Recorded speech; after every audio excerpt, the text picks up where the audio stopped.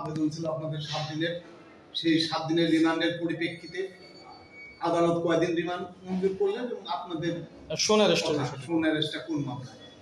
আজকে দুটো মামলায় ওনার শুনানি ছিল।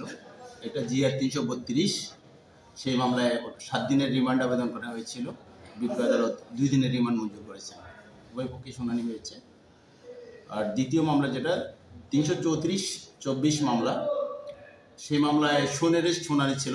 বিজ্ঞ আদালত সোনেরের শুনানি আনতে মঞ্জুর করেছেন। এখন কোথায় ওনার রিমান্ড হবে, কার্যক্রমটা বাস্তবায়ন হবে? আসলে মূলত আমাদের যে ট্র্যাডিশন, যেটা আমাদের ডিবি অফিসে এখানে একটা থাকে, শক্তিশালী জিজ্ঞাসাবাদ করার দল থাকে, একটা কম্বাইন্ড একটা জিজ্ঞাসাবাদ করার টিম থাকে, সেখানে জিজ্ঞাসাবাদ করা হবে। ভাই সর্বশেষ উনি কয়টা মামলা গ্রেপ্তার আছেন? উনি এখন পর্যন্ত 2টা মামলায় গ্রেপ্তার আছেন। ঠিক আছে।